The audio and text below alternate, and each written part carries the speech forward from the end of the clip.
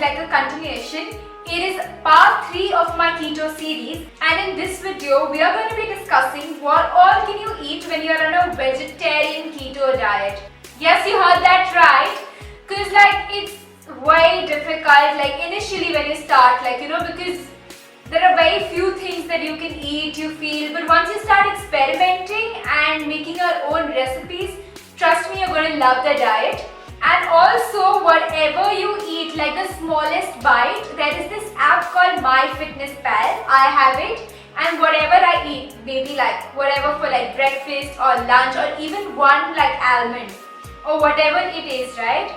Just enter everything in that so you know how much fat and how much protein and how much carbs you intake, so you can control accordingly.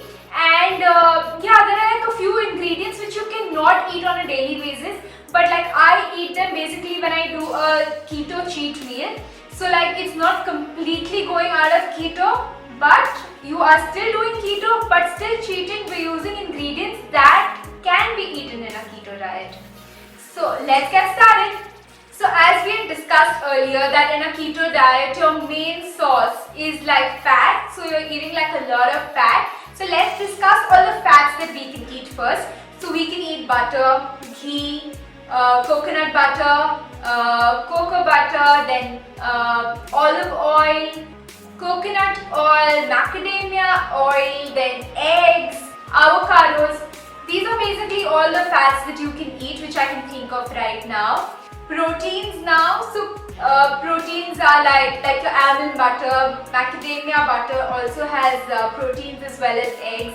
Now let's talk about all the vegetables and the fruits that we can eat. So you can eat like fenugreek leaves, to spinach, to romaine lettuce. I eat like a lot of lentils, like salad every day for lunch, because I cannot eat paneer for 2 meals. Like I know a lot of people who eat like egg one meal and paneer one meal, and I cannot do that. Like I need like some vegetable or salad or something. So I eat salad one meal. So a lot of like romaine lettuce. You can make a dressing of your choice, and you can also eat cucumber, asparagus, bok choy, kari leaves, avocado. You can eat all of this on the diet on a regular basis. There are a few other vegetables which you can eat maybe once a week, or like if you haven't eaten like much of carbs and you just add like half an onion or half a bell pepper or something, you can even add that. So the vegetables which you can eat but not on a regular basis, maybe just a little portion, are like your mushrooms, onion. I even have tomatoes on my veg keto cheat meal day, because that day I like to have a pizza, which I'll be showing you in my next video, like how I make my pizza. So keep watching for that. And the other vegetables are like eggplant and mushrooms and cabbage and cauliflower and broccoli, and there's so much that you can do with these. Now let's get to the dairy products that we can eat. Because we are vegetarians, we are going to rely on paneer in this entire diet that we are going to be doing. So cottage cheese. Cottage cheese is going to be like the main thing which you're going to be focusing on and eating it every day. So cottage cheese is something that I eat every day. There are a lot of recipes which are there, like I make a cottage cheese sandwich, to like paneer, like as we call it paneer, so paneer bhurji, tawa paneer, green paneer, pesto paneer. There are a lot of things. So be innovative and make your own recipes and enter them in the MyFitnessPal, so you exactly know how much carbs and proteins and fat you're putting into your body in that one meal. Then cream cheese, heavy cream, mascarpone cheese, Parmesan cheese, mozzarella, sour cream, feta cheese. I love feta cheese. I add like a lot of feta cheese to my salads. I really like it. So yeah, you can have feta cheese. You can also have Greek yogurt, mayonnaise. Don't have store-bought mayonnaise because that is not good. There are a few recipes available online. And now what are the flours that you can use for cooking? So I generally use coconut flour and almond flour and flaxseed. These are the three flours that I use. I even know people using chia seed flour. I don't know, I haven't used it as yet, but you can use that as well. Very limited quantity, because yes, they do have carbs, but much lesser carbs than what your wheat flour or your maida has. Nutrients. have a lot of water. Having a lot of water in this diet is very important. So have a lot of water. You can flavor your water with adding a little mint leaves and a little lemon to it, and keep on sipping it the entire day. It'll really help you.